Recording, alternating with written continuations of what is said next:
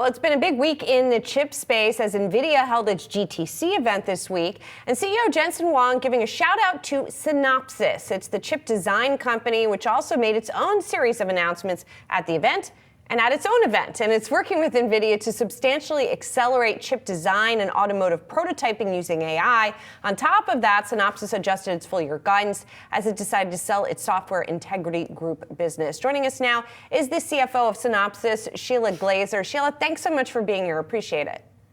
Hi, Julie. Great to be with you. So in terms of how Synopsys fits into this bigger ecosystem, right? You all are helping sort of build the chips or provide the software infrastructure to further design the chips that start with NVIDIA. Is that the best way to think of it? And what is the significance of the announcements this week? Yeah, that's exactly the way to think about it. So we build the software that semiconductor engineers use to actually make these incredible chips that we saw launched this week. And the significance of the announcement, we were really pleased to, be front and center in NVIDIA's GTC. The significance of this announcement is with the continued move of high performance compute, you really simply can't build a leading edge chip without us. And so we're excited to partner with NVIDIA to solve these really complex problems facing the industry. And we're looking forward to continued growth, which, as you said, we also updated our guidance based on the strength we're seeing in the industry. Shelagh, I'm interested, this work that you're doing with NVIDIA, is it exclusive to NVIDIA? I mean, are you locked in there, or can you work with AMD and Intel as well?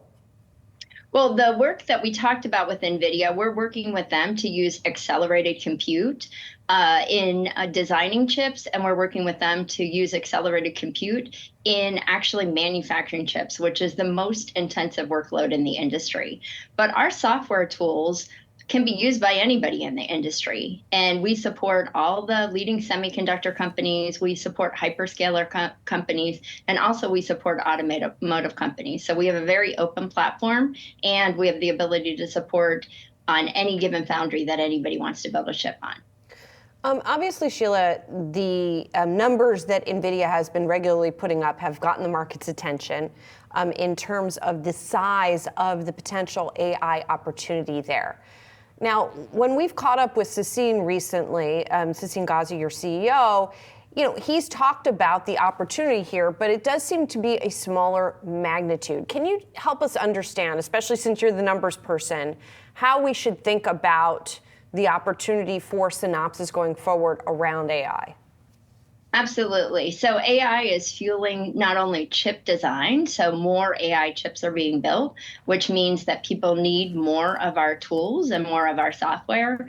And then also we're infusing AI into all of our tools. So think about our tools creating even more productivity for the engineers that buy our tools. And what we talked about yesterday is we view our TAM long-term, a double-digit TAM of about 12%.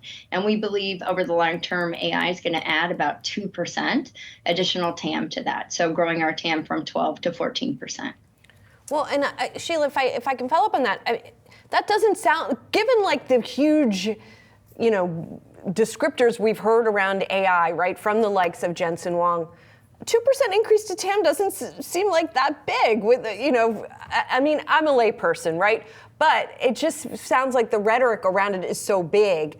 And even if we're talking about a 2% increase to a total addressable market, which in number terms is probably a lot, 2% doesn't seem like a lot. Is there a... Yeah, so in our industry, that's a lot. Okay. Again, we're the software that helps build the chips. So for us, we're looking forward to, continuing to grow the business. We've been growing it the last several years. We grew the business. This is 17% CAGR, and we're looking forward to outperforming the TAM growth. And for us, that's significant. And as you mentioned, we updated our guidance this year. Our growth for the year is going to be 14 to 15%. So we think it's got tremendous opportunity, and we're really excited about the capability that we're giving our customers. Shelagh, your big rival here is Cadence, and I know you're buying Ansys, but Cadence, it already has a physical design business. I'm just curious what sets you two apart. Well, so our focus is really on becoming a silicon to systems company. And what we mean by that is you think about an automotive, an EV, that's a system. And really, it's just becoming a compute device.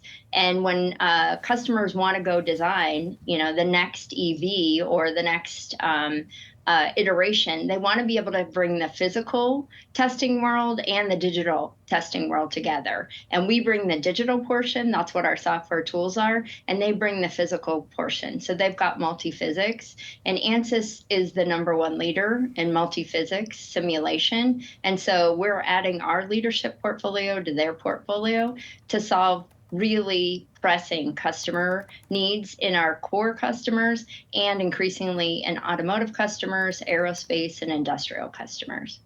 Shelagh, thanks so much. Really appreciate it. We should mention, by the way, the Synopsys shares are up more than 60% over the past 12 months. So obviously, you've been benefiting as the business has been growing. Appreciate your time.